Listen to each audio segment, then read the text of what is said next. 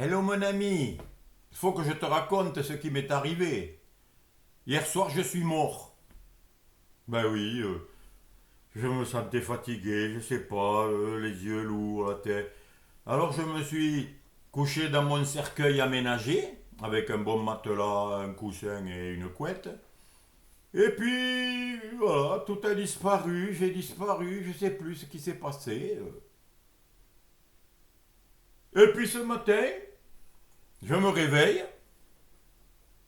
et je suis vivant, j'ai ressuscité. Incroyable. Alors j'ai regardé l'heure. Oula.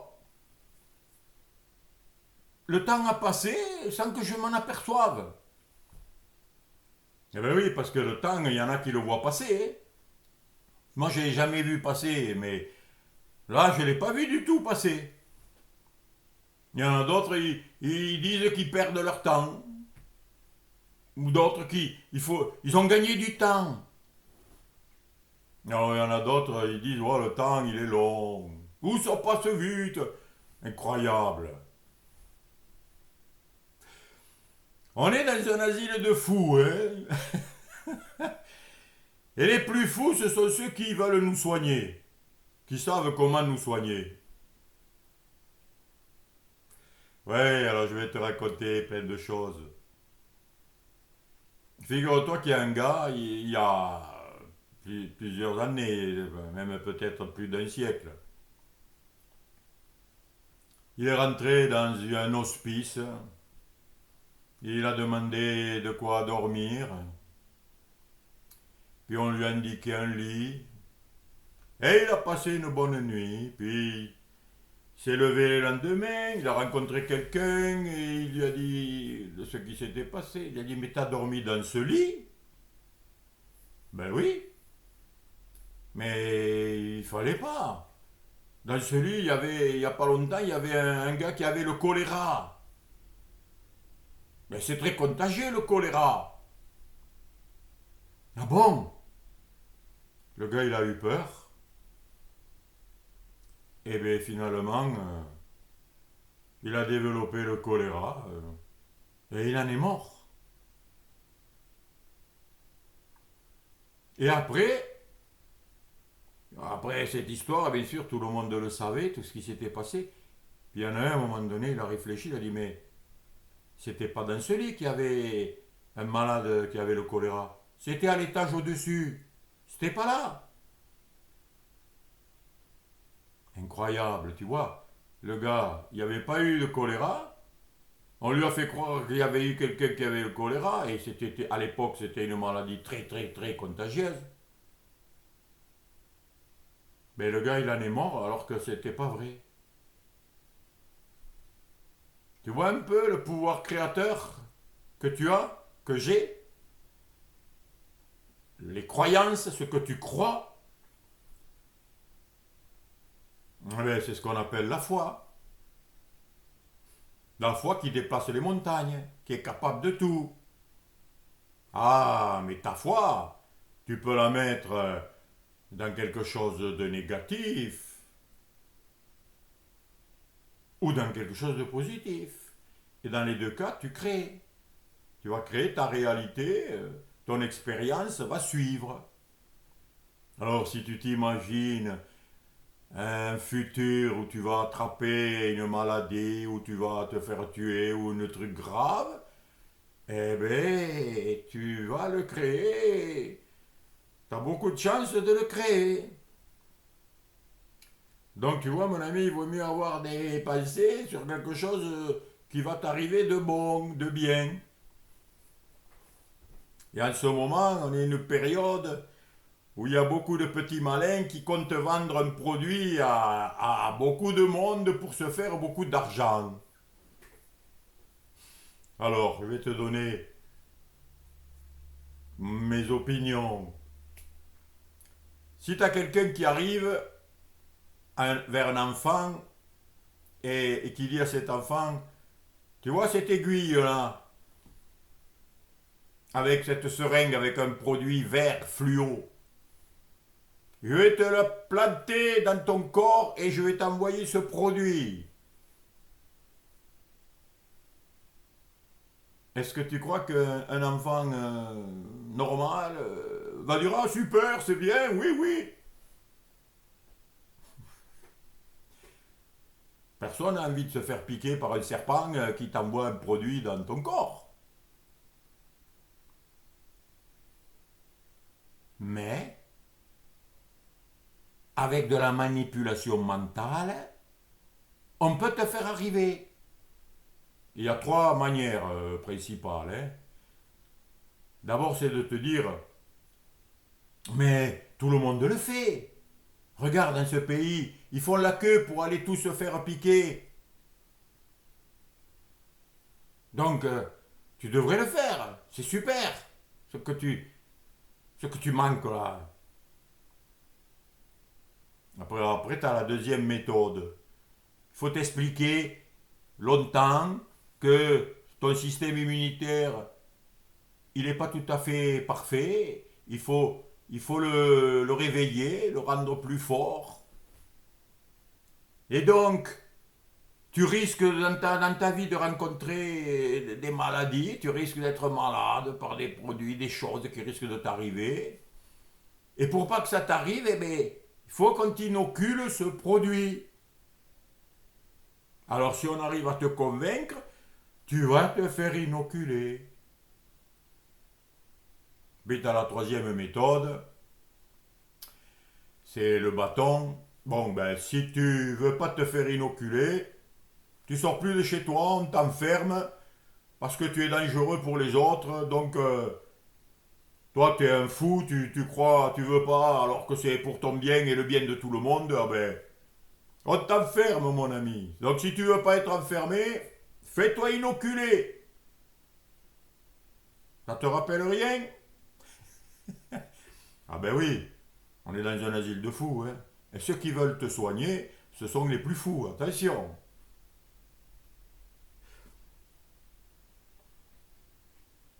Ah ben oui, on peut te faire croire n'importe quoi. Des croyances, il y en a plein. Il y a des gens qui disent non, non, moi je suis pas croyant. Mais ah oui, moi je suis croyant. Non, non, t'es croyant, tout le monde est croyant.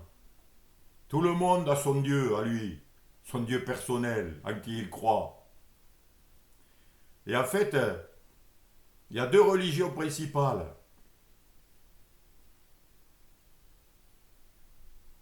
deux croyances principales. C'est tout. Il n'y en a pas 50, il n'y en a que deux. Et tu es obligatoirement dans une ou dans l'autre. Et tout le monde. Soit tu es dans la religion de la peur, soit tu es dans la religion de l'amour. C'est tout. Alors la religion de la peur, attention, hein, elle est sévère, hein, elle est dure. Hein. Attention, tu dois faire attention à tout, tu dois fermer ta porte à clé, tu dois te payer des assurances maladie, des assurances contre le feu, ta maison, tu dois donner de l'argent à beaucoup de gens qui, qui vont s'enrichir, bien sûr, et qui vont en avoir plein, beaucoup, beaucoup. Et en plus, si tu as une loi qui rend obligatoire qu'il faut payer, ah ben alors là, les mecs, ils s'en font du pognon parce que tout le monde doit payer. Alors, ça fait des gros bénéfices. Tout ça pour que tu sois protégé. Eh oui, il y a un ministre même de la santé. Ah ouais, il veille sur ta santé, le gars, hein. Ah oui, un ministre de la santé, tu te rends compte un peu, c'est lui qui détient la santé. Est-ce qu'il est en bonne santé, lui, déjà? J'en sais rien. Mais il y en a, c'est normal, oui, oui. Un ministre de la santé. Voilà, ben, c'est la religion de la peur. Et puis, il y a une organisation de crime organisé aussi, qui est là pour nous protéger. L'armée. Tous ceux qui sont armés, là, les gendarmes armés, les gens d'armes, qui ont des armes. Et ouais, ils sont organisés pour te protéger en tuant certaines personnes dangereuses. Qui décide qu'ils sont dangereuses? Ah, c'est des juges qui sont là et qui savent ce qui est juste ou pas. À ta place, hein, bien sûr, ils savent à ta place. C'est eux qui savent. Donc, tu dois te soumettre à eux, bien sûr. Voilà. Voilà le monde dans lequel tu es, mon ami. Et je suis. Et c'est magnifique. Et il faut en rigoler. Parce que c'est de la folie. Et donc, il faut juste prendre conscience de la réalité. Alors comment savoir la vraie religion? Parce que tout ça, c'est des croyances. Et tout le monde croit avoir raison. Hein. Tout le monde est convaincu que ce qu'il fait, c'est juste, c'est bien. J'ai jamais vu quelqu'un qui sait qu'il fait quelque chose qui va lui nuire et lui faire du mal. Tout le monde croit. Eh bien, moi je vais te dire, tends-toi une boussole qui te dit exactement où t'en es. Alors ne cherche pas la boussole de quelqu'un d'autre qui va te dire ce que tu dois faire, ce que tu dois croire, ce que tu dois manger, ce que tu dois prendre pour te soigner. C'est toi qui as la boussole, mon ami. C'est la joie.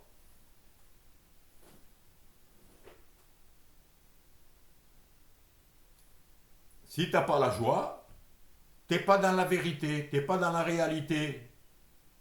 Tu es dans des histoires qu'on t'a racontées, on t'a convaincu que c'était bien de faire ceci, d'aller à l'armée, de te soumettre ainsi, de payer tes impôts, tout ça c'est expliqué pour que c'est pour le bien, ton bien et le bien de tout le monde, on t'a bien convaincu. Que quand tu es né, quand tu nais ou quand tu as un enfant qui naît, il faut le picouser de plein de produits parce que la nature n'a pas bien fait son job, elle n'est pas capable bien sûr de faire vivre quelqu'un. Si tu payes pas un produit pour quand même que les hommes ont trouvé. Mais comment tu te sens? Est-ce que tu es dans la joie? La joie de vivre. Le fait de vivre. Rien que ça devrait te mettre dans la joie. Mais tu l'oublies que tu vis et tu es tellement avec des soucis, des pensées de futur, de suppositions qu'il va arriver ceci, que cela. Attention, tu risques d'attraper une petite bête invisible qui peut rentrer en toi et qui peut te tuer. Et les gars, ils disent, moi je crois que ce que je vois, ben il y en a, ils y croient, hein, ils voient pas du tout ces petites bêtes là qui flottent là, et qui sont là pour te détruire. Alors il faut se masquer, putain. T'en as même, ils sont avec un scaphandre complet, sous pression. Et voilà. Voilà ce qu'ils voudraient qu'on soit tous enfermés dans un scaphandre. Voilà. Tu te balades là comme un bidendum, là, t'es là. Mais c'est ça la vie. Il faut que tout le monde se mette comme ça parce qu'il y a de l'air qui est dangereux. Il faut plus sortir, faut plus. Mais la folie quoi, totale. Regarde-les, Seigneur, ils sont là. Et les gens, ils ont peur. Ils croient que c'est pour te faire peur à toi. Ben oui, c'est Hollywood, hein. C'est pour te faire croire que c'est dangereux. Eh oui, parce que comme tu es à la religion de la peur, ben si tu as peur, eh ben tu vas faire ce qu'on te dit pour te protéger de ceux qu'ils fabriquent et de ceux qu'ils inventent comme histoire. Parce qu'il y en a qui fabriquent des produits et ils veulent les vendre parce que ça rapporte énormément. Hein. Imagine que tu vendes ça à 1 milliard de personnes. Hein. Même si tu gagnes qu'1 euro sur le produit, ça te fait 1 milliard d'euros. Parce que le produit à fabriquer, il coûte 1 euro et ils le revendent 20 euros. Alors calcule le bénéfice. À qui rapporte le crime? Voilà la question qu'il faut se poser. Donc mon ami, à toi de voir où t'en es. Parce que c'est en toi. Ton expérience, c'est toi qui la vis. C'est toi qui la crée. Par tes croyances, justement. Alors, autant mettre ta croyance dans ce qui est réel et pas dans ce qui est imaginaire, pas dans ce qui est des histoires qu'on t'a racontées, qu'on t'a appris depuis tout petit. Et chacun a son Dieu. Soit tu as le vrai Dieu créateur, soit tu as le faux Dieu. Des faux dieux, il y en a plein. Le principal faux Dieu, c'est qu'on te fait croire que tu as été créé par un Big Bang. Voilà. Bon, avec des milliards d'années, puis des animaux se sont démultipliés, puis il y avait un singe, et puis le singe a décidé de devenir un homme, voilà. Donc ton ancêtre, ton arrière-arrière-grand-père, c'était un singe, voilà. On t'a appris ça à l'école et tu le crois. On n'a jamais de preuves réelles d'animaux entre qui ont changé, qui étaient intermédiaires entre... Il n'y en a pas. On te trouve quelques os tout pourris et on te dit ah oui, oui, ça c'est les restes de l'animal qui était juste avant d'arriver à être un homme et tout ça. Des histoires. C'est l'histoire, d'ailleurs, on appelle ça l'histoire de France, l'histoire du monde. C'est des histoires. Et si tu es naïf à croire à n'importe quoi, surtout si tu écoutes la peur, qui est le faux Dieu principal, qui te dit en fait que tu es à côté de tes pompes. Hein. La peur, c'est juste une émotion, un ressenti, qui est super en fait, qui te dit que tu es à côté de la réalité. Tu as peur de quelque chose que tu crois qui existe et qui n'existe pas en vérité. Parce que tu as peur de la mort, tu as peur de souffrir, tu as peur d'être trahi, tu as peur de plein de choses, mais tout ça c'est dans ta tête. Hein. Tu as déjà fait l'expérience de la mort. Tu sais, ceux qui quittent leur corps, ce qui se passe après, ils te l'ont dit, ils sont revenus te le dire. Non, tu crois ce que tu veux. Alors, à toi de trouver, mon ami. C'est fabuleux sur cette terre. Tu peux faire toutes les expériences que tu veux, tu peux croire tout ce que tu veux.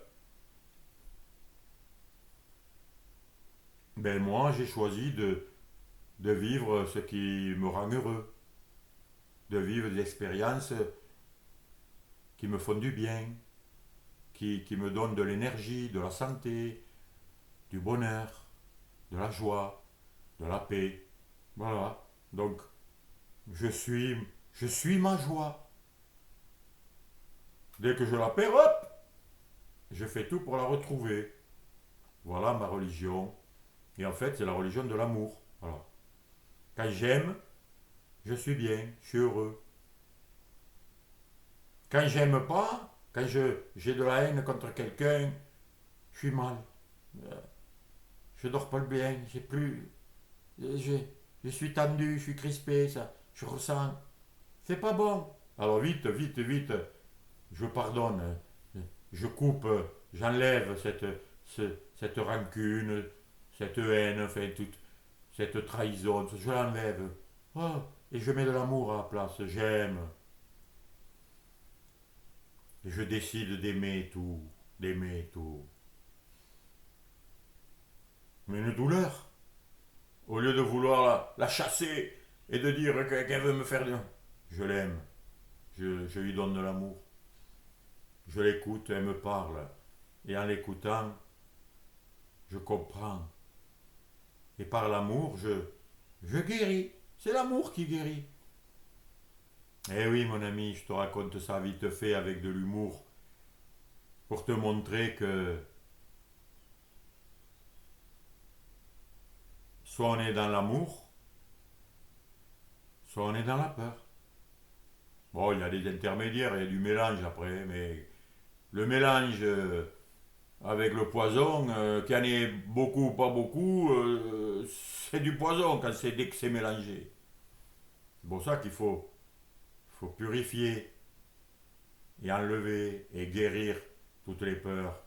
Il faut les traverser et voir qu'elles ont une utilité, qu'elle est là pour nous montrer qu'on s'égare, qu'on est dans des rêves, dans des cauchemars de fous. Et il faut revenir à l'amour de la vie. et découvrir cette vie merveilleuse qui t'anime, ce miracle, ce mystère incroyable qui est là. Et plus tu en prends conscience, plus tu es heureux, plus l'énergie de vie t'anime et tu débordes d'énergie, de vie, d'amour, de paix, de partage, d'envie de créer des belles choses. C'est ça la vie. Je ne peux pas t'expliquer comment, en quoi elle est faite, d'où elle sort, comment c'est arrivé. Oui, il y a des histoires. J'en connais plein d'histoires qui t'expliquent le passé et qui t'expliquent le futur. Mais il n'y a que maintenant de réel. Et tout se passe maintenant. Jamais quelqu'un n'a fait l'expérience du passé ou du futur. Tu vis toujours maintenant. Et le temps, c'est une histoire que tu t'es racontée, qu'on se raconte, qu'on a inventée pour des utilités. C'est utile, mais tu peux prévoir des choses pour demain. Tu peux le prévoir, mais quand tu le prévois, c'est maintenant. Et tu vis toujours maintenant de toute manière. Et quand tu arrives à demain, eh bien demain c'est maintenant. Parce qu'aujourd'hui c'est maintenant, et voilà, c'est tout. Et rien que ça, déjà, ça te ramène au réel. Et au réel, quand tu es dans le réel, et que tu l'observes, et que tu le ressens, et que tu t'y centres vraiment, au lieu de partir dans des futurs de soucis, de peurs, d'imaginaire, et c'est ça souvent qui fait peur, parce que c'est des suppositions. Et tant que tu crois aux suppositions, tu crois en des illusions.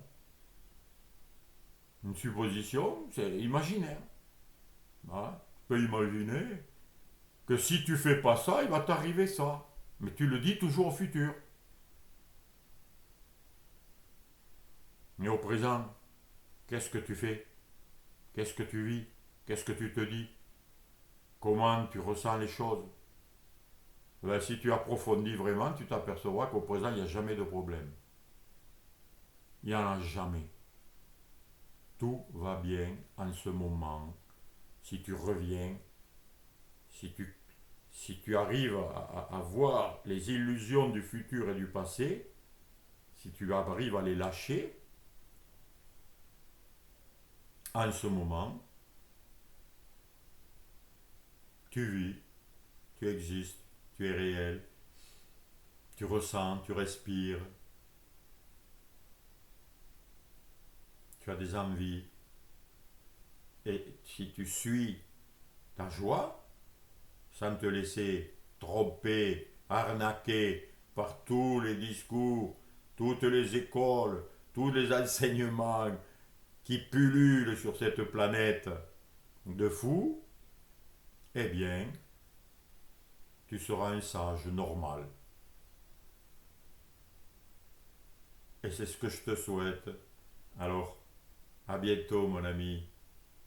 Et bonne révélation, bonne réflexion. Et utilise ton ressenti profond pour savoir où t'en es. À bientôt.